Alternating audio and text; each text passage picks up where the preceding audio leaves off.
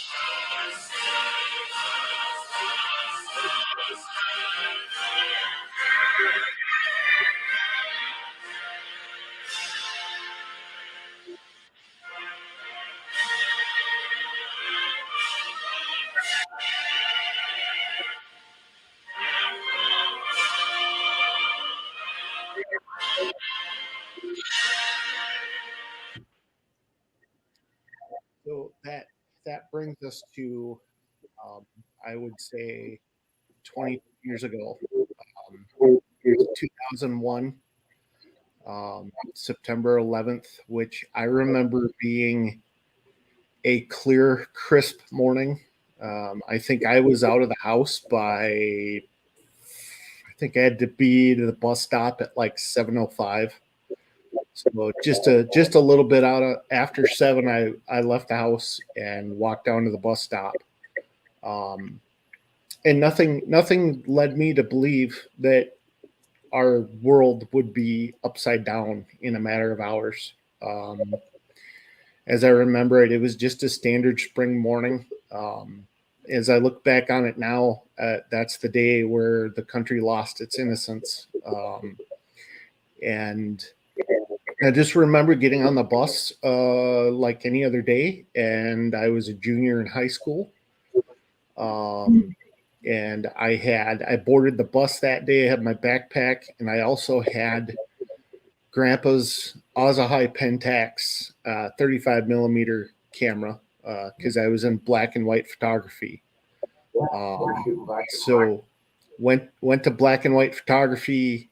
Nothing of the sort, and of course, at this time, that's when this is all happening. But we're not on the East Coast, so we're an hour behind. And it really didn't. I really didn't hear any word of it until second period English.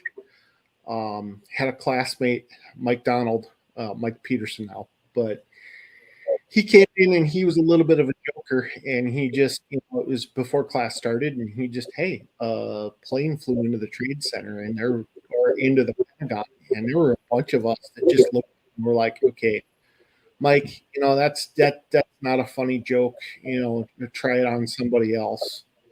Mm-hmm. He was adamant that happened, and went up to the English teacher, and she was like, well, I know we're not supposed to turn on the TV, but if you're saying what's happening, and she turned it on, and there it was, right across CNN. Mm-hmm. And we thought that it was just into the Pentagon, but when we turned the TV on, we saw both towers smoking. Mm-hmm. And I think what happened is when she turned the TV on, they were replaying the images of the planes flying into the towers. Mm-hmm. And that was the end of my day. They didn't let anybody go home, but no schoolwork was done outside of first period. We just went from class to class and sat and watched the TV. So my first period was black and white photography. Second period was English. And then coming into third period, we're talking maybe 10:30, 11 o'clock, coming up towards lunch, was choir with Mr. Wiggly, which was one of my favorites. Got to go to Italy with that choir, but we no singing. Sat down, watched TV, and I remember probably a good 20 minutes into the class, there was a runner, or no, my dean came down. That's why I knew it was serious, because usually if your dean had to get a message to you, they would send a student runner to come grab you or relay the message. But my dean shows up outside of the choir room and pulls me aside, and just a matter of factly, he goes, hey, got a call from Dad. Your mom is okay, but she is in New York, and the two of you are going to go get her tonight. So I'm flipping out. I'm like, holy crap, because I knew you were gone for the week working, but I didn't know where you were. So he goes ahead and he says, your mom's in New York. She's fine, but you're going to go get her. So, and honestly, the rest of that day was a blur, except for when I got home, I knew Dad was working in the area. I didn't know how close. When I got home, Mhm. I called him and I said, "Hey, where you at?" He says, "Well, I'm 3-4 blocks away." So I jumped on my bike and I rode out to where he was working on a house and just hung out with him, for about an hour or so. Um, and then we got home, and that's when our family journey started. So that was my uh, recollection of the day. It's to kind of go next and talk about what they experienced. So I was working on a finish in the house just down the street from here. Um, I was doing the island. I didn't have much left to do, just the island. We had big screen TV on, and everything was all hooked up and running. Lights were all on. I just had to finish. It was a great big house, kitchen island, huge, and I was fishing wires everywhere, cutting in boxes and whatnot. And I remember looking up, and I heard the guy saying something about, "Oh my God, look at this! There's a plane flying right into the one of the towers." And I'm like, pops my head up over the island. I'm like, "What?" And boosh, there it was. I'm like, "Okay, that's what's that all about? Did Mhm. did they? How did they make a mistake and fly into a tower?" And then within a couple of minutes, it's like, boosh! Oh, there's a second one. I'm like, "Oh shit, here we go." Something's Right. happening bad there. And um, and I knew that Adrian was traveling out east, way out east. Mhm. And I probably couldn't get a hold of her because she's in meetings all day and all that kind of thing. So um, Chris had called me and I said, "Yeah, come on down. I'm at such and such an address and I got to finish up here."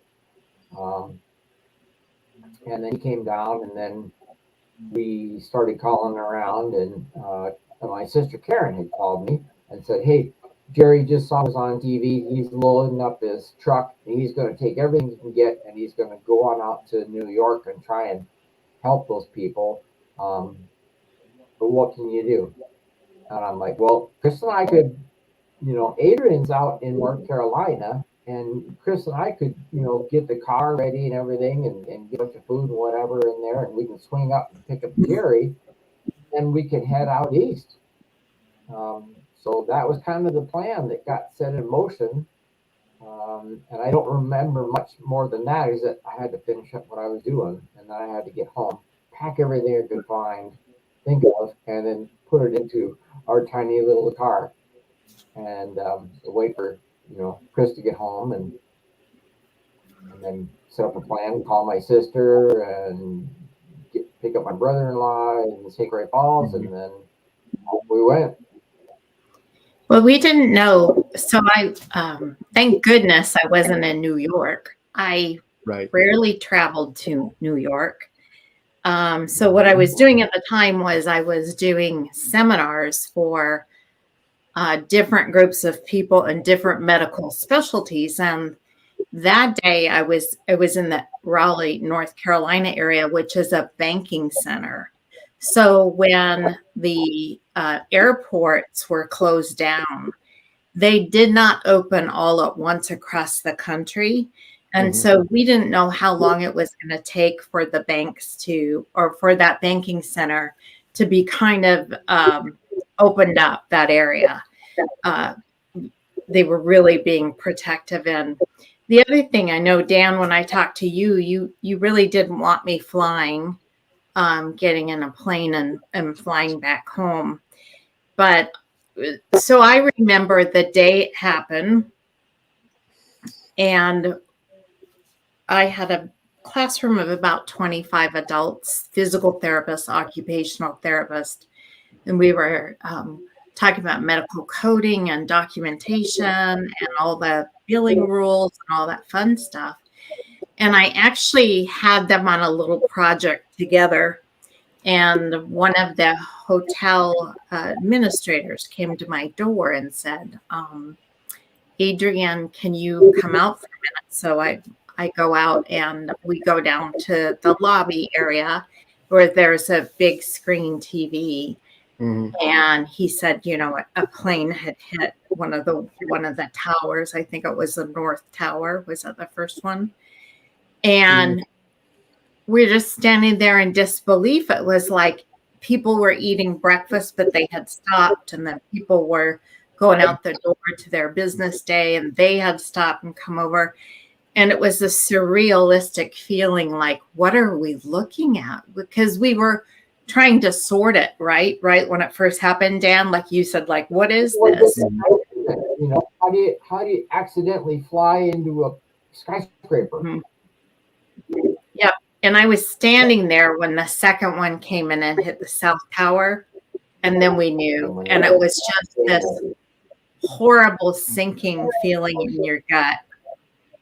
To watch that and to see that happening on our soil, and our citizens being attacked, and people from around the world being attacked that were in that building. Right. Because it wasn't, people don't understand the foundation of the World Trade Center is it just wasn't a building for commerce for the United States. It was a United Nations building, and it had companies from all over the world, all the way up until 107 in the North Tower was Windows on the World, so that was a restaurant. But everything down from there was a lot of banking companies and a lot of stock exchange companies. Had their businesses there. I know the Port Authority had an office there. A lot of government facilities. So yeah, it wasn't just the shock and awe of Americans getting hit, but it was also worldwide. Right. And I had an adult class of between 20 and 30 adults who had paid several hundred to come to learn about this topic. And I was like, there's no rule book for this, right? And so I go back in and I said, does anybody have relatives or friends who work in the towers in the World Trade Center? And everyone was like, no. And I remember thinking later, well, what would I have done? Well, I think I would have just called them out individually and let them go. But, I told everybody what had happened, and that it was some type of an attack, and that they were welcome to leave class. They could leave then and come back if they wanted. They could leave for the whole day. And what was something was that nobody left. And I don't know how we did it, but we kept our focus and we kept going. And I'm like, that is like, I don't know. It seems strange to me now. Like, right.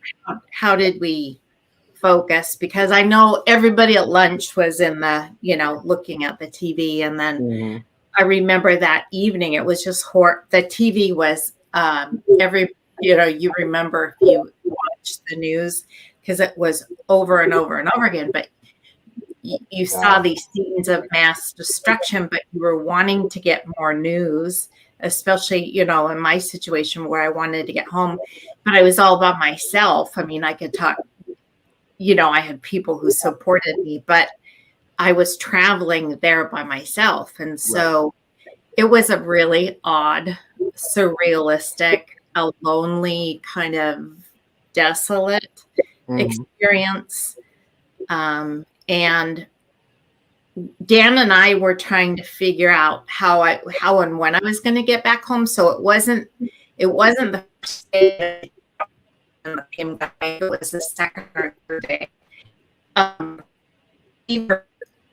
Was a mistake.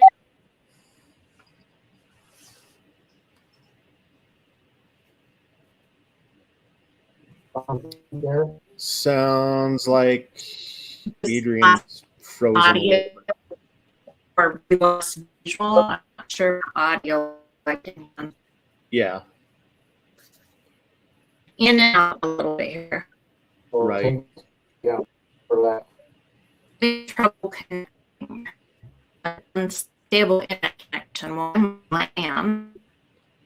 Yeah. Well, I'm plugged in. I'm plugged into a landline over here. So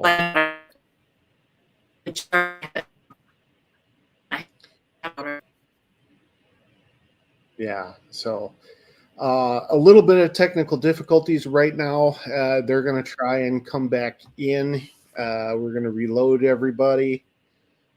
And then we'll continue. So there's Mom. Oop. There we go. All right. Seems to be better now. You guys got me? Yeah. Okay. So yeah, it was really there was no playbook, and we were all trying to figure it out. I hear her talking in the next room.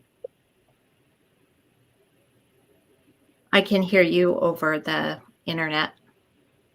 Yeah, I can hear you. Can you hear me? Yeah. Now you're not on visual. I got him.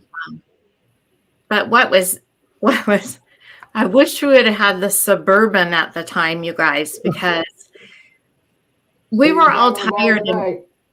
Yeah, so you guys, Chris, pretty big guy. You got Jared, who's good size.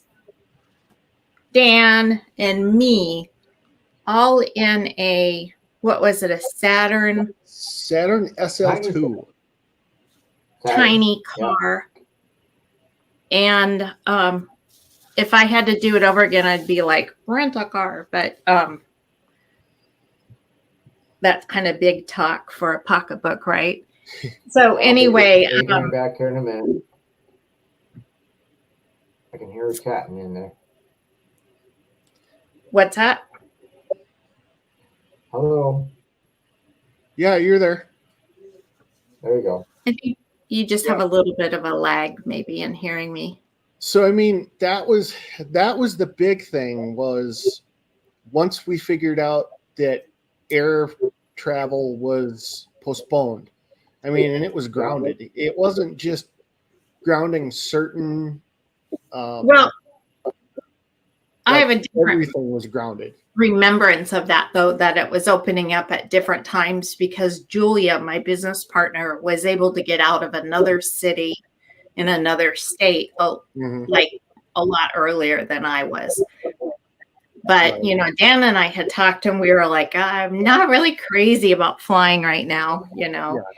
And so Raleigh was not going to, I don't know what airport is there. Honestly, I've been to so many, but I can't remember 22 years ago. Right. But anyway, we just said, Dan said, no, we're going to come get you. So fortunately, our family story is a really, it's a really blessed story because we were nowhere near ground zero. That's the first thing. Right. The second thing is it was, we just all came together. You guys came out to rescue me out of that area. Not like I was in super immediate danger, but our whole life had changed in terms of the way we looked at safety, the way that we traveled. Yep. And after that, I can remember going to the airport, and is it AKs that the guys had after that? They would be like at the end of your counter with the kind of assault looking rifles. Like M16s or MP5s. Yeah. And, to see that, and I thanked them all. Every time I saw them, I was like, thank you for being here. Thank you for serving. Right. It was not an easy time for a country. It was not a convenient time to travel. And it was right after that I stopped working for Cross Country University, and I took a local job that was like 2 miles, about 5 miles away. And So yeah, before we get into our family story, I kind of wanted to just lay out a couple of things as far as the times the flights took off, and which airlines and flights were involved, and what the target was. Um, so at about 7:59 a.m., American Airlines Flight 11 left Boston. She was a 767 um, with 76 people on board and 11 crew. And she was going from Boston to LA. And she, in between that, was hijacked and turned around. And she, unfortunately, was the first aircraft to start it all off.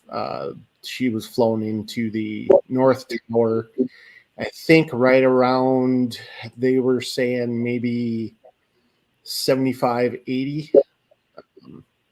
So not all the way up at the top, because on the North Tower at 107 was Windows on the World.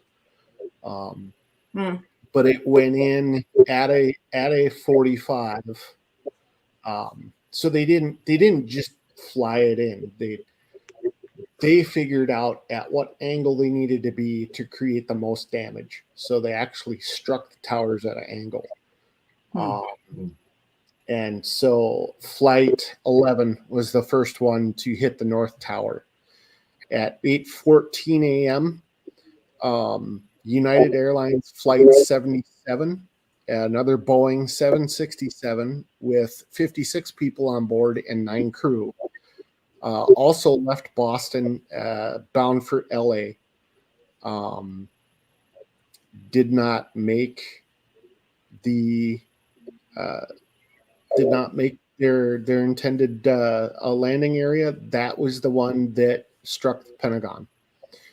And then 8:14 was United Airlines 175, left from Boston to LA. And that one struck the South Tower. So Flight 11 hit the north, 175 hit the south, and then there was a fourth plane, which its intended targets, we know now, its intended target was either the U.S. Capitol or the White House. But thank the Lord for some sheepdogs on that plane, where they stood up and they said, "Hey, we're not going to be the victims. We're going to try and take this plane back. We're going to do whatever we needed to do." And in the words of Todd Beamer, let's roll. Todd was a gentleman, he was a father, he was a son, but he wasn't going to sit back and be a sheep. He wanted to take the fight to whoever was doing this, and he orchestrated the take back that they tried. And I've listened to tapes, and they got as far as the cockpit, but at that point, whoever was flying had put the plane into a dive, and unfortunately, Flight 93 struck an empty field just outside of Shanksville, Pennsylvania, and everybody on board was perished, unfortunately. That was the last plane to come out of the sky that day. They did say that they thought there was another one after that, but with the military jets they had in the air and all that, they confirmed that was not.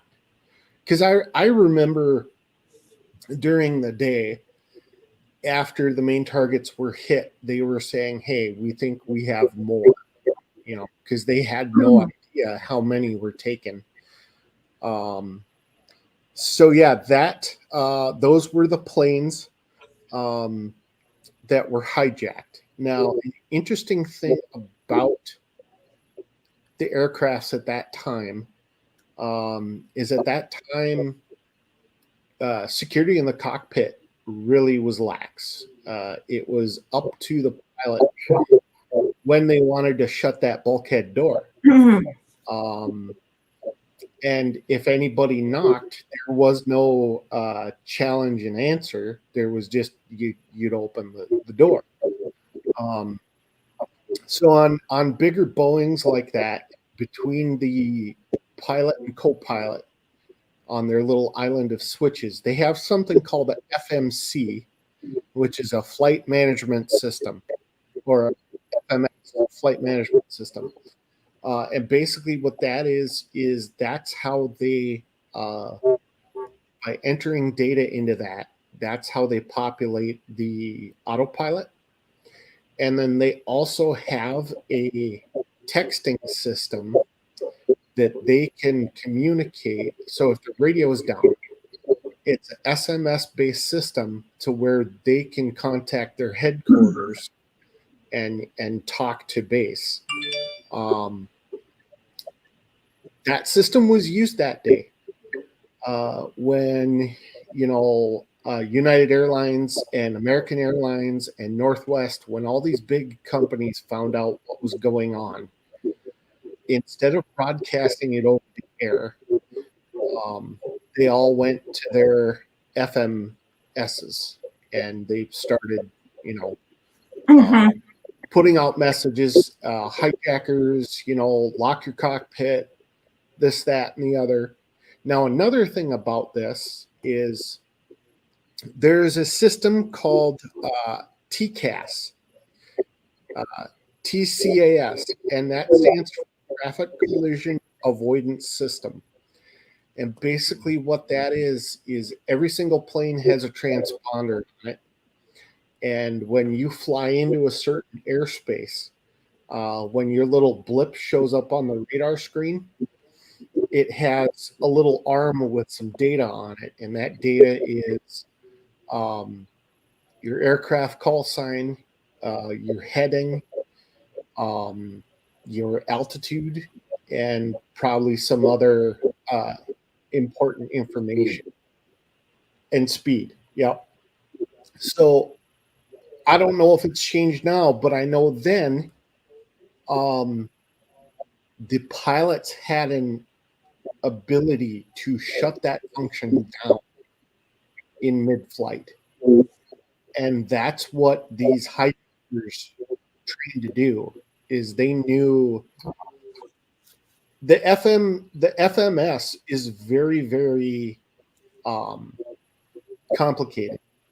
I've done flight simulators where you've actually had to populate the FMS, and if you don't know what you're doing, it's mind-boggling. But needless to say, they knew what they were doing. They went in, they shut off the transponder. Now, when you shut off the transponder, if there is a air traffic controller sitting in his radar, if your TCAS is on, he'll see your blip, he'll see all your information. Now, if somebody shuts the transponder off mid-flight, they're still going to see you on the radar, but all that following information is gone. So they don't know who, and that's what they did. They shut down that system. So there was a lot of chaos, and I've watched videos, I've heard audio of the air traffic controllers, and it was chaos. They scrambled air attack fighters from all over the nation. The two that got out there the quickest, I think, were an Air National Guard unit that was actually on maneuvers. But the only thing is they were not armed. They didn't have any missiles. They didn't have any ammo.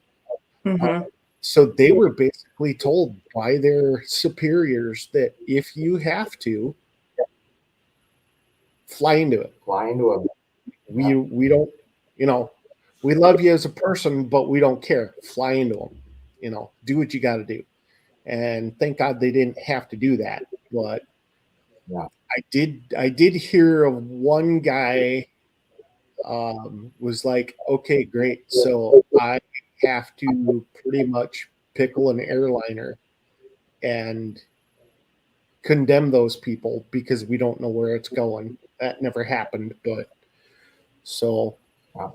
it was really, really, that was a hard time for our nation. Um, and it was for a number of years after that. That was a big scab. But so the end of the day comes, we know that you're not in New York. We know that you're in the Raleigh area. Um, Dad and I are home, and from outset, I think the first thing I did was throw my shoes off, throw my bag on the floor, and go turn the TV on. Yeah. And Dad ended up getting a call from my Aunt Karen, his sister, at some point in the night, in the afternoon. And basically, he said, well, my husband, Gary, is a contractor. She goes, you got to help me out.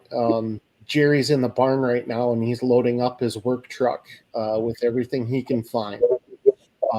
And as soon as he's loaded up, he's going to head out to New York and try and help the recovery process. And she goes, well, I need your help to keep him busy. So Dad then talked to her and said, well, Adrian's in, out. and planes aren't going. So Chris and I were thinking of jumping in the car, driving out there and getting her, doing a bounce trip, going out, get her, bring her back. Because like you said, you and Dad had talked, and you really didn't think that flying was a safe mode of transport. Yeah, we're in airplanes flying at all. The only airplanes that were flying were the F-16s out of the cities, who were flying back and forth in great big figure eights. I tell you, I remember that. Yeah, that was eerie because that was where you guys live, you're right in the commercial flight path. So at any given point at your house, you can hear air traffic. Well, I remember for at least a week, not a week and a half, the only thing you heard were fast movers overhead. Yeah. So yeah, you talked to Aunt Karen, and I don't know if we hung up and got dinner and then decided to call, or no, we started packing. And then you're like, well, I might as well call Jerry and see what's up. Yeah. Jerry's going, let's go ahead and Mom. Yeah. Yeah. So the funny thing about Jerry is he was an over the road truck driver. And we were like, well, who best to take with us? Because, he'll probably know some good roads. So I remember Dad calling him, and I remember the conversation of, hey, so Karen's in Raleigh, North Carolina. He goes, we're going to drive out. And Jerry was like, how's Hudson TA at 8:30? Like, yeah. Okay, see you there. Okay. So we whirlwind packed. I mean, I don't think I've packed any faster than that before. And we actually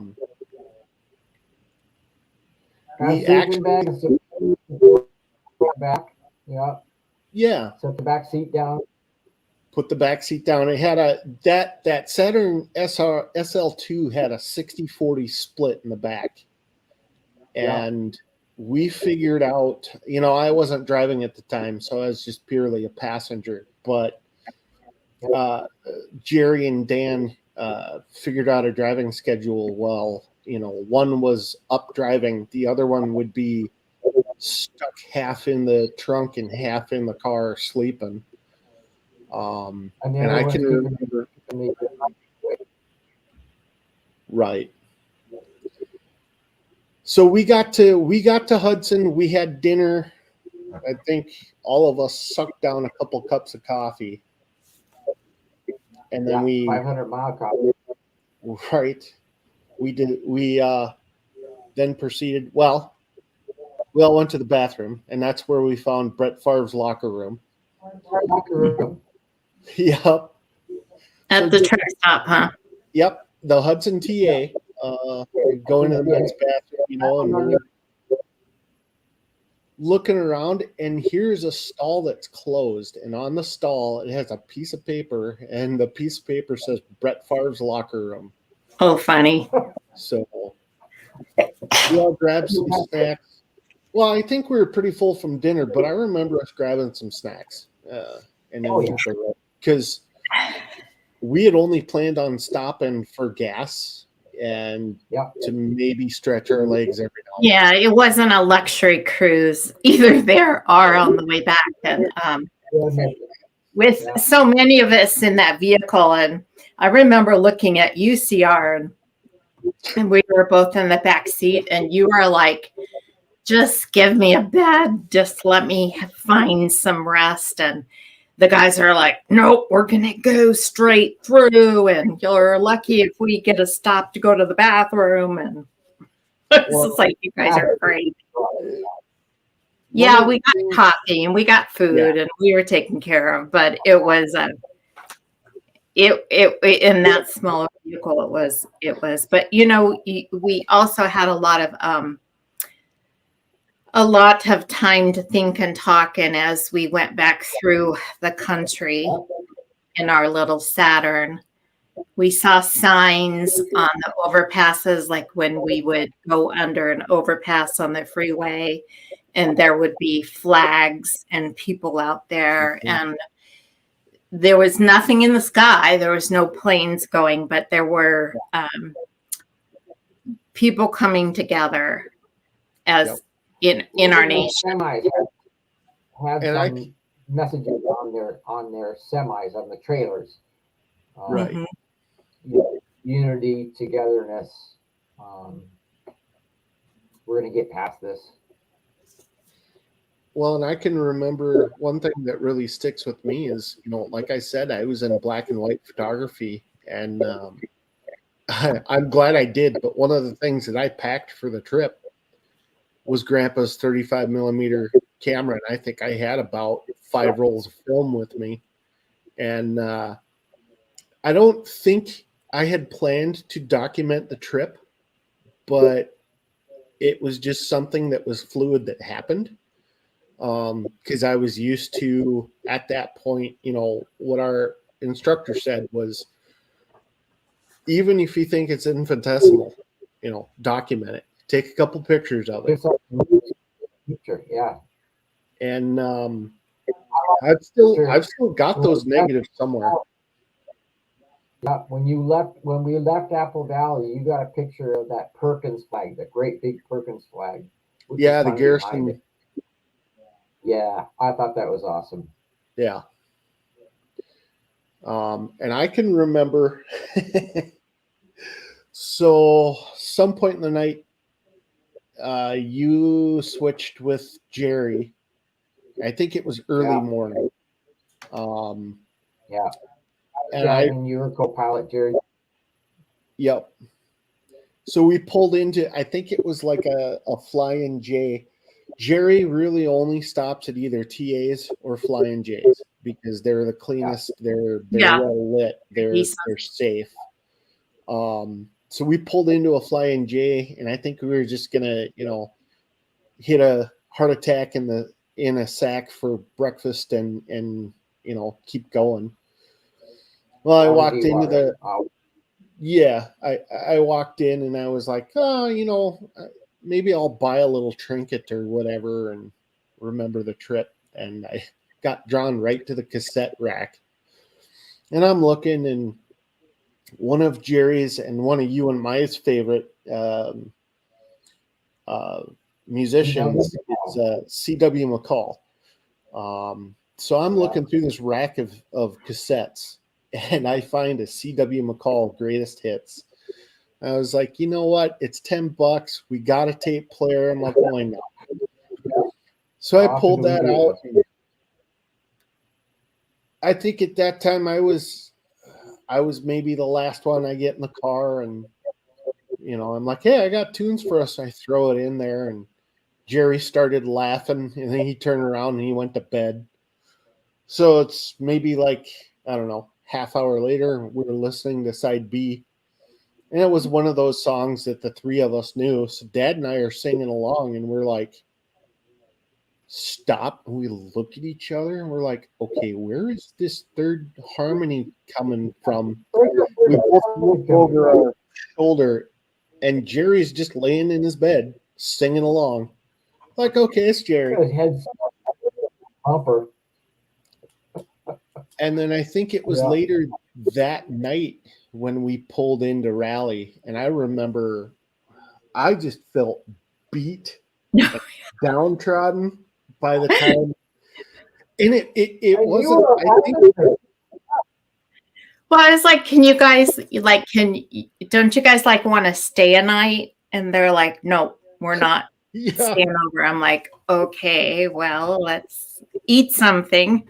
And Yeah. then we took off, and Chris was fit to be tied. He was already exhausted. yeah. Well, we all showed up, and we were, it was one of those things that we talked about pulling in. We're like, hey, do we want to have some downtime, or do we just want to get home? And it was the consensus of, hey, Yeah, I mean, when you are being attacked from a foreign enemy, you really want to get home. You right, you know, you don't want to be stuck somewhere else. You want to be Right. near your family and your home and get settled in. We And got we 3 just Let's go. yep. didn't know. So I remember we pulled up. You came down and brought us up to the room you had, and I think it was just like right when we walked in, Jerry grabbed his toiletries bag, and he grabbed some clothes, and he goes, "What are you doing?" He goes, "I'm getting a shower," and then we're hitting the road. Yeah. Yeah. Because he So worked then, all day long that day, and then decided, okay, I'm just going to throw a bunch of stuff together and we'll go. Right. Yeah. yeah, who knows what he was doing that day? I mean, And then all the day the next day drive, and then we got Right. there in the evening. That was a long day. and I remember because we got done. You checked out of your room, and then it hit me. I'm like, okay, so we're not going to have any space at all. And I'm stuck again in this car on the way back. 6'2" in the back of this car, and I'm like, instead of the okay, 3 well, of us now, but it's okay because only half of the back seats folded down. right, So we got 2 front seats, half of the back seat, and then the other person who's not driving is back in the trunk. yeah. Fortunately, we didn't have a lot of luggage. I'd go out for a few days at a time to do these seminars, but Right. I packed pretty light. I didn't have Paris Hilton style luggage taking out the whole thing. Well, and the way that Doc Z and I pack, we just throw what we need in the backpack, and we're good.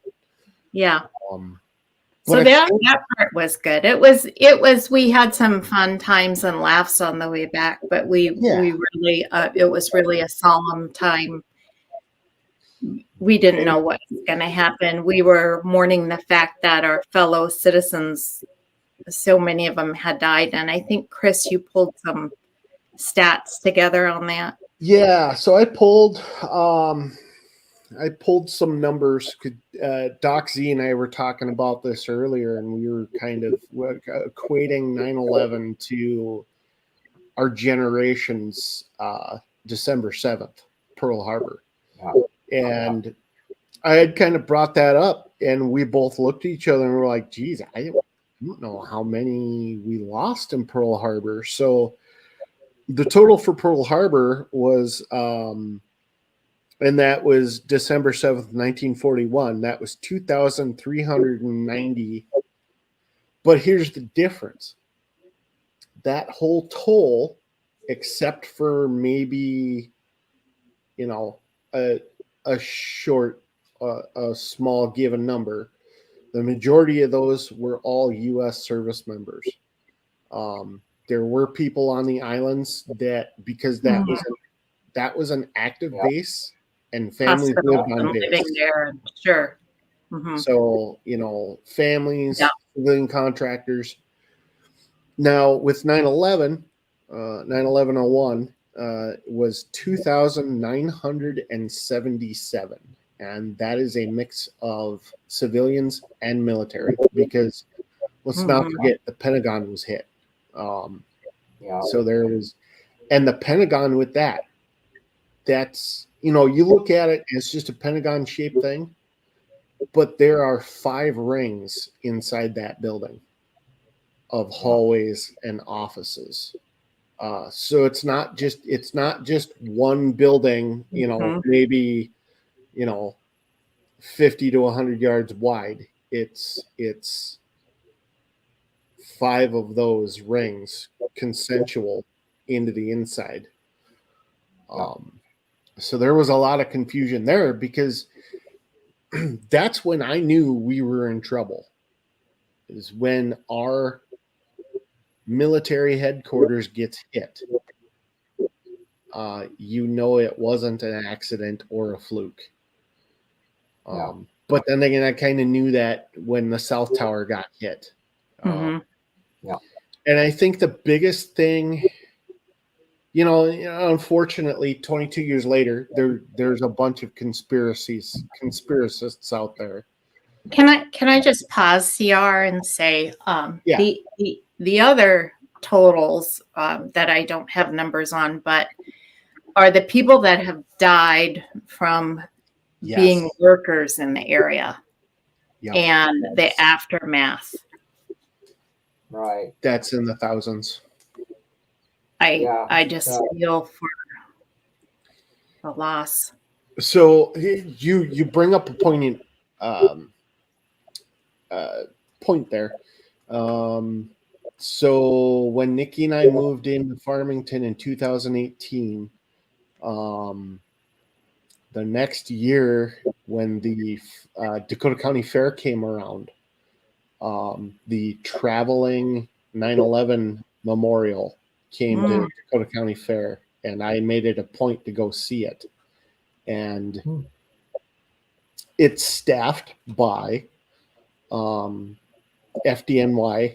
firefighters or other firefighters that come out from the county it's out and do a shift. And it's a traveling monument to 9/11. And so you walk in one side and there's an exit to it. But I was sitting here talking to a battalion chief, which was amazing. But I was talking to a battalion chief from the FDNY, and just before you leave out the back door, there's a mural with like 10 columns of names. And I was like, what's the story with that? Were you guys splitting up names, you know?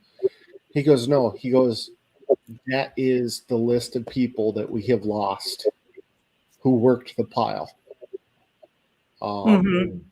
And I actually have a friend that was at Ground Zero afterwards working. You know him, Doc Z, Brian Pesh. Yeah. He was down at Ground Zero, and he's got a remembrance tattoo on his forearm. And he's that's one of those things where they went down and helped, but they got messed up because unimaginable what they would have seen down there. It's just that lung. I think the biggest thing was probably the toxicity and the lung diseases. Right. Yeah. Oh, yeah. All the fiberglass. Yep. Fiberglass, asbestos. Well, the World Trade Centers was built mid to late 70s. So at that time, you know, they had asbestos. Absolutely, yeah. As fire dampening, and that is where I was gonna say about the conspiracists was a lot of people were upset that The towers didn't stay upright for longer than they did. But if you look at the circumstances, these aircraft weren't hijacked halfway or, 3/4 of the way through to their destination. They had full fuel tanks. And when they hit and impacted, that that JP, I don't know if it was 5 or 8, but it's flammable and it's hot and sticky. And basically what happened, so the fire retarding asbestos that was sprayed in the early or mid 70s, I mean, mid 70s to 2001, and then you're getting a concussive hit on the steel. What they said is a lot of that fireproof material got dislodged and evaporated. And basically, what they were saying is the reason that there was so much depredation in the steel is because the fire burnt so hot because there was so much fuel. Steel has a melting point, and basically it got to that melting point. Yeah.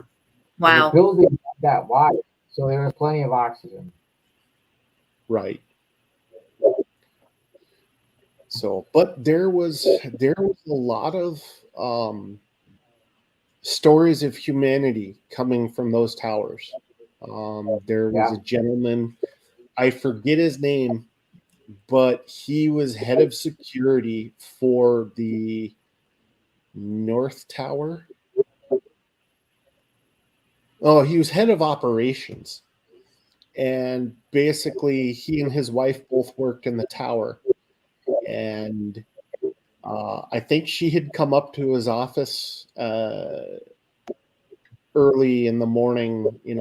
That was their repetition, is they would, when they got to work, they'd go to his office, they'd have a cup of coffee. What are you doing today? Oh, I'm doing this. Well, I'll meet you here for lunch.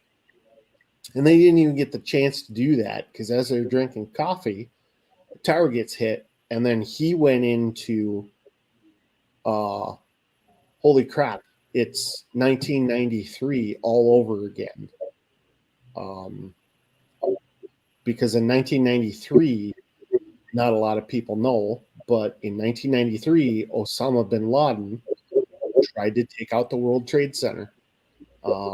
They, in the Ryder truck fashion, they drove a bomb into the parking lot underneath the Trade Center, and they detonated it. It took out the parking garage, and I don't really know how much of the structure was damaged, but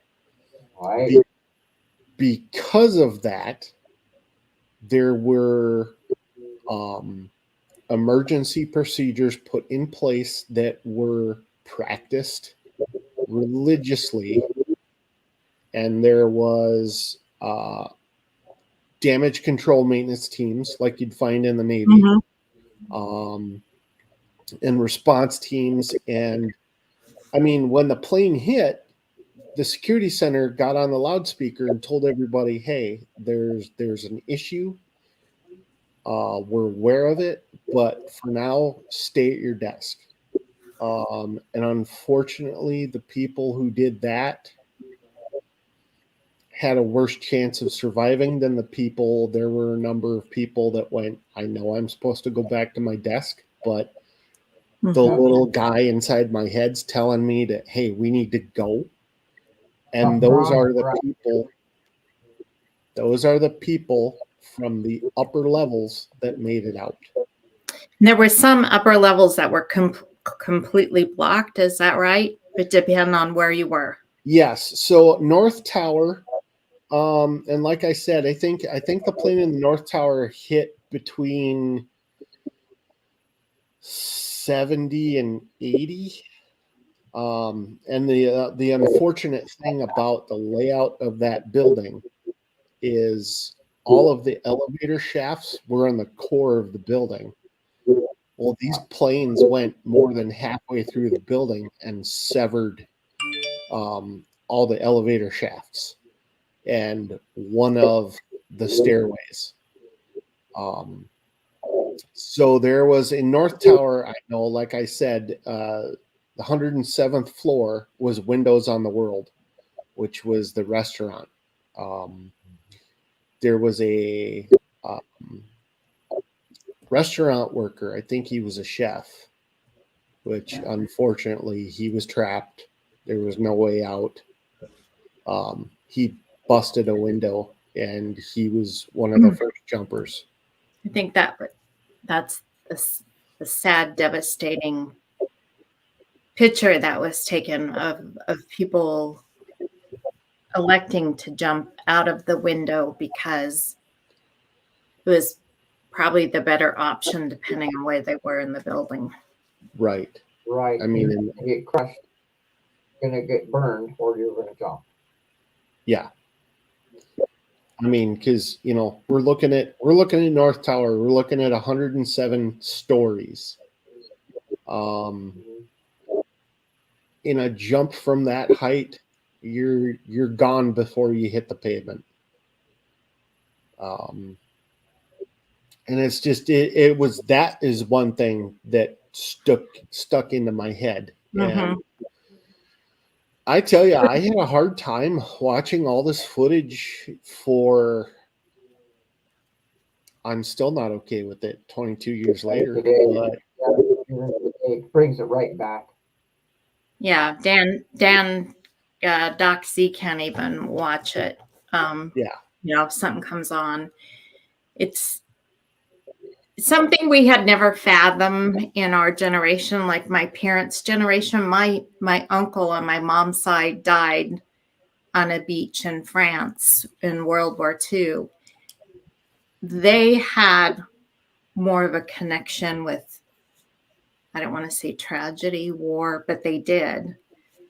Right. And when this happened to us, and all of a sudden, you were in junior high, so you're watching the carnage on the TV set. Yeah. And it's a very difficult thing. Your world doesn't seem safe anymore like it did before.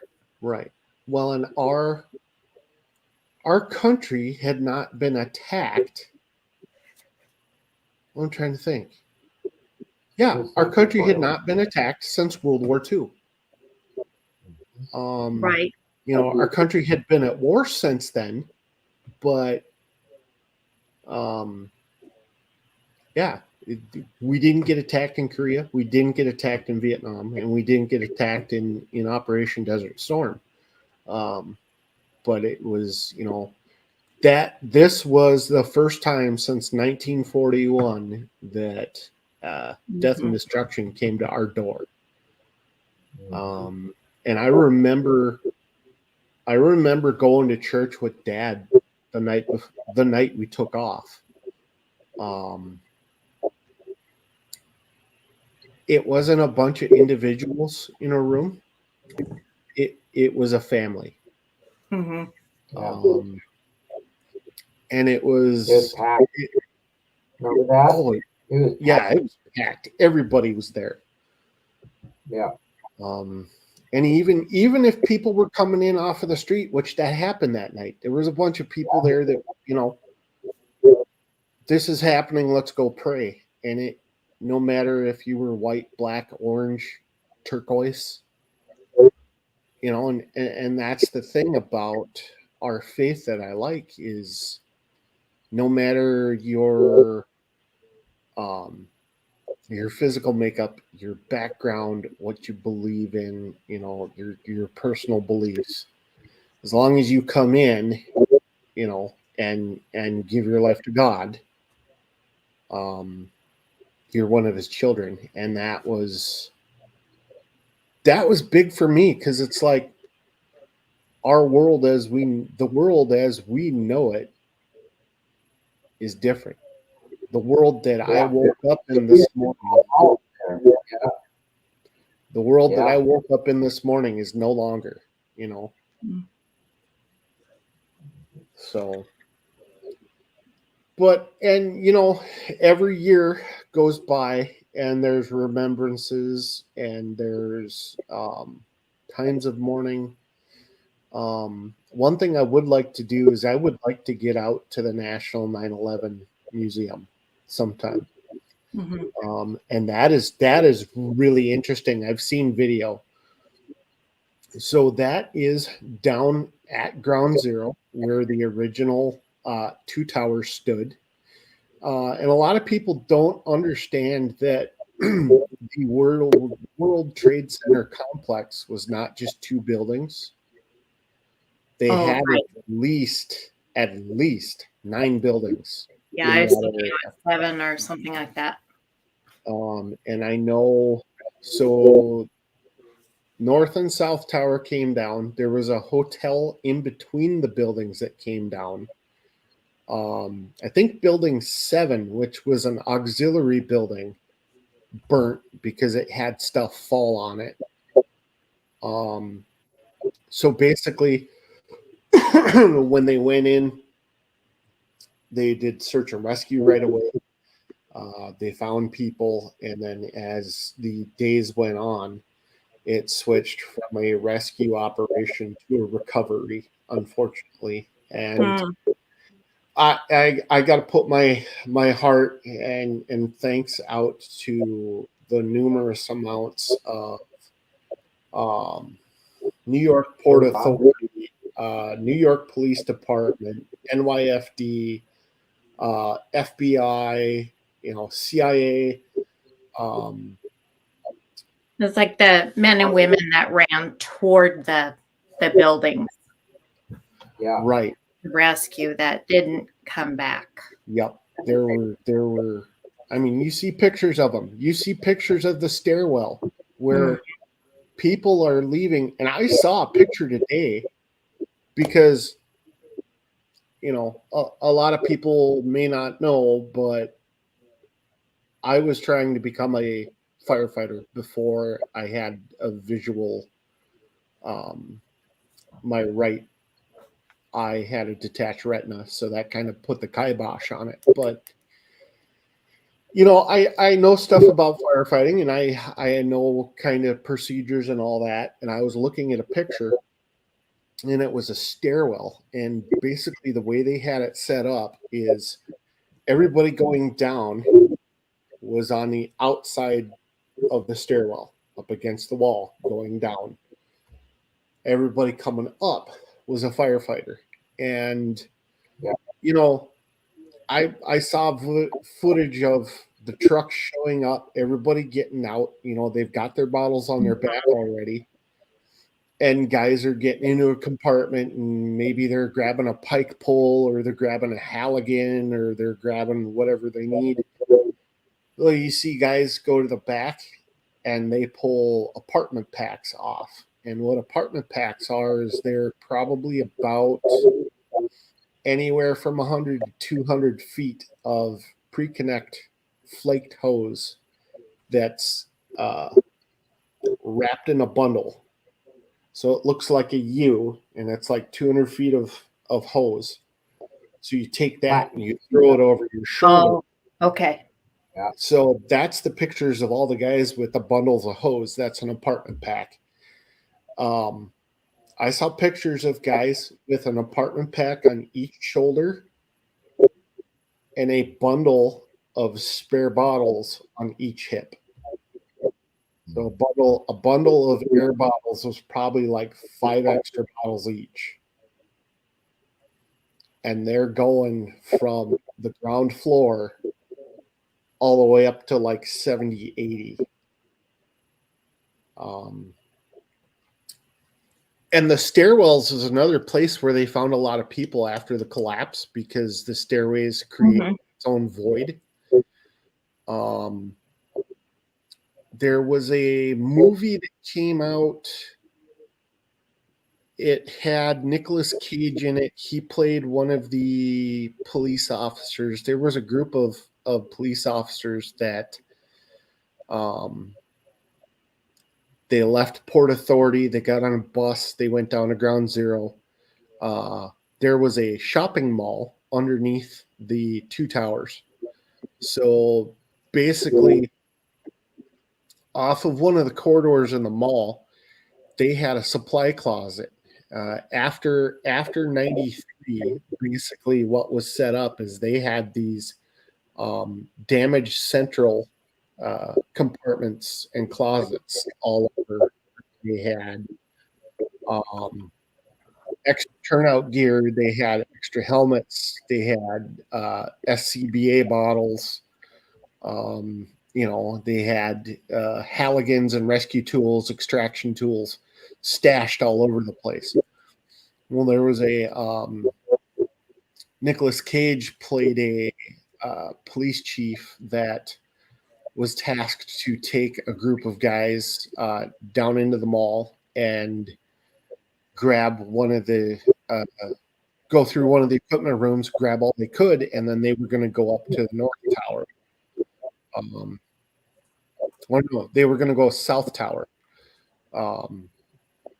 But they were halfway through the mall when it all came crumbling down.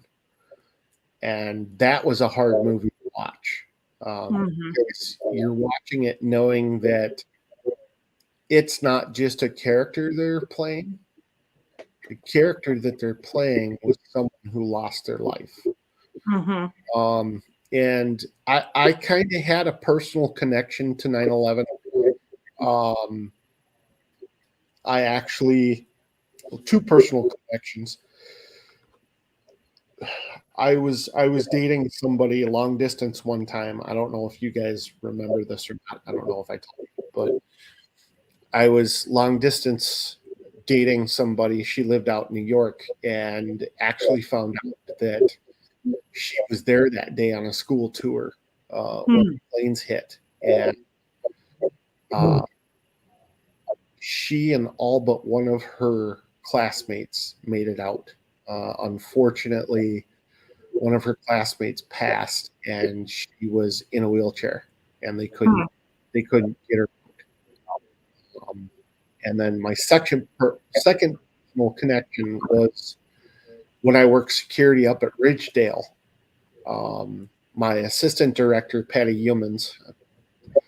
Humans, if you're watching this, hi. She was prior military service herself in intelligence. So she had guys that she knew in the Pentagon that perished. The interesting thing was that my director presented her with a U.S. flag, which had every single name of people that perished in the attacks.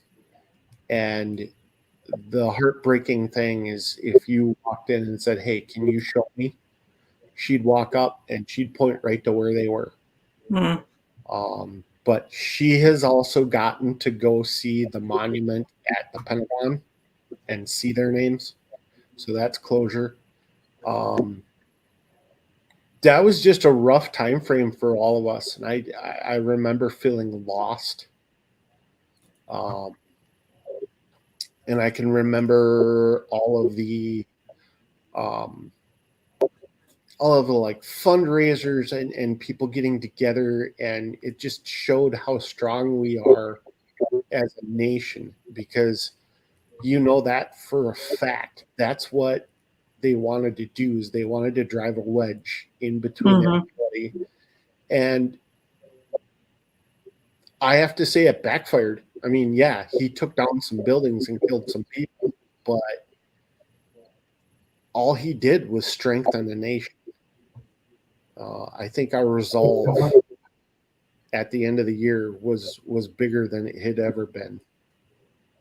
Yeah. I got a little whiner at my door. I don't know if you guys can hear her. I'm going to grab her. Well, and I can remember soon after we got back from Raleigh, That's when a bunch of my high school buddies and I decided that we had had enough and we wanted to do something about it. So I think there was a group of about 10 of us that went down to the Army recruiter and signed up. Hi, Pookie.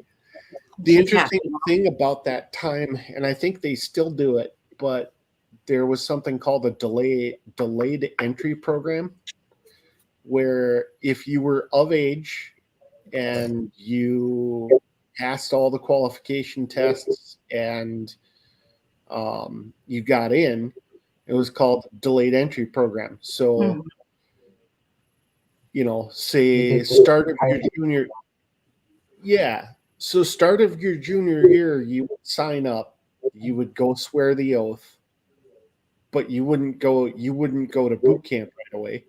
You'd finish out your junior year, and then spring break of your junior year, you'd get on a plane, you'd go do your boot camp thing, and that would be your summer. You'd spend summer at boot camp, and then you'd come back, personnel of the military, and finish out your senior year. They would put you into a National Guard group, so you would do your weekend thing. Good girl. And then after high school, then you would go active duty. So there was a bunch of us that did that, and that was where my struggle with not getting into the military started, because I have medical issues. Back when medical charts were paper, I think I had, by the time they switched over to digital, I think I had at least four volumes of a medical record, and they were thick. I tried every single branch. I think you had your records appealed to the Surgeon General's office. Oh yeah, I think it went all the way up to the Surgeon General. Like, okay, yep. He's not going to let me on. He's not coming. No. Which I wish I could have gone with my buddies, but seeing them come back changed was sad. It's difficult, yeah. Well, CR, how are we on time? Oh, we're over by 20 minutes. Okay. My old brain is pretty tired. Right. So, Ryan, I suppose we could go ahead and end it here. But before we end it, we're going to play another song. But I wanted to kind of go over what we've got set for next week. And I really can't see anything. I had something on the 22nd, but it's whited out. Maybe we'll route back with a meeting because with school being so busy, I haven't had time to really sit and talk with you about guests or anything. So why don't we meet up within the next couple of days? Yeah. The only thing that I have on my calendar is the 29th. And that is on a Friday, and that is our monthly train show. Okay. We'll be having Bailey, my fellow mechanic from the MTM. He'll come on, and I'm not sure what we'll talk about. We'll probably figure something out train related. But that's what we have, and because we're on tonight, special show. There's no show on Friday. I know we've missed probably the last couple of shows, but life happens. And if somebody was looking forward to one of those specific shows, rest assured that those shows will get rescheduled. We're not just going to write them off. But we'll go ahead and do that. And then we're into October already. Yeah. So pretty shocking. Yeah. So I wanted to thank you guys for coming in tonight. Kind of just blows my mind that I was going through the day thinking that it was 21 years. No, it's 22. which is kind of hard for me to wrap my brain around. Usually, during every year during this time, the 11th and 12th are really hard days for me. Um, 11th for obvious reason, but the 12th, when it was the next year, was our senior year, my senior year in high school. And the Monday, it was probably a couple weeks before homecoming, but I had a friend of mine that was her sister took an early bird class, but her sister didn't drive, so she had to drive her sister to early bird, which was like 6:30 or something like that. Our school didn't start till close to 8. So instead of parking the car and just chilling before class started, she was like, I want to go back home. So she went back home. Then it was time for her to come back to school. And on her way to school, she was in a bad, fatal auto accident. So, Gee. yeah, every year that this time comes around, I usually have 2 hard days. But Mhm. I just got to remind myself that um, slog through it. There's happy days now. We're back on the other side of it. Yeah. The nice thing is I can, whenever I want to, I can go to my old high school and we have a tree there that was planted in Dee's Right. honor. So I can, every now and then I used to go talk to her. Yeah, So that's hard when somebody's life is cut short even before they graduate. That's horrid. yeah, Every now and then I drive past that intersection and I think of her. Mm-hmm.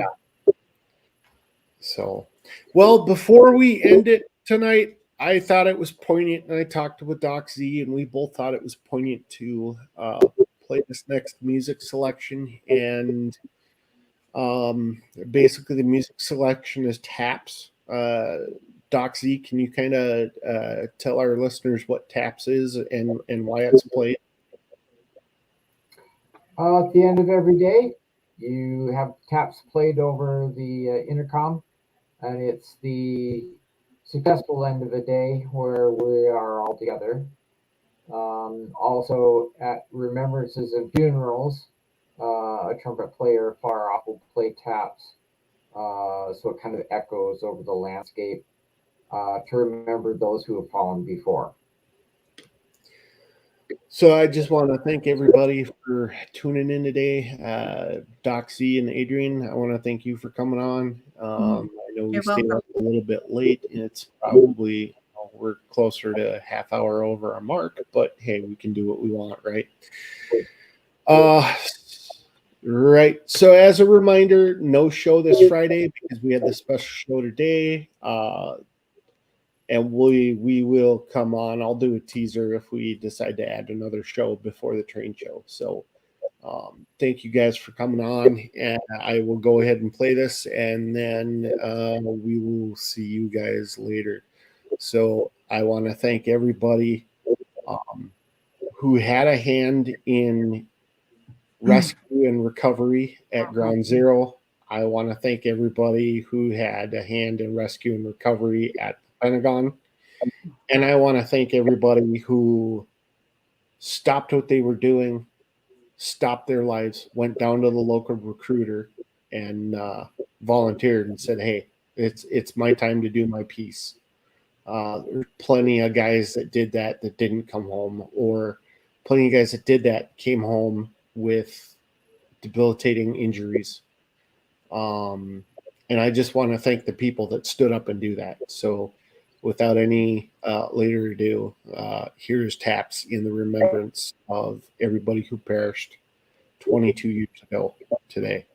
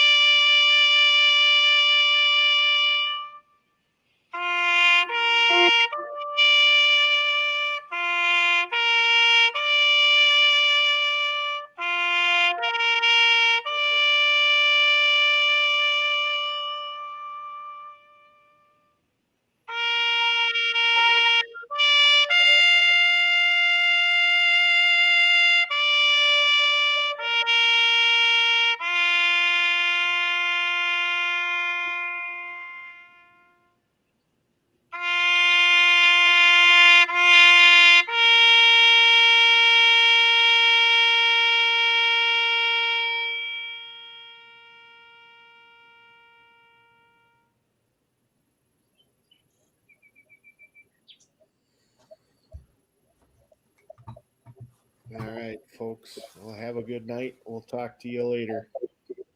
Good night. God bless.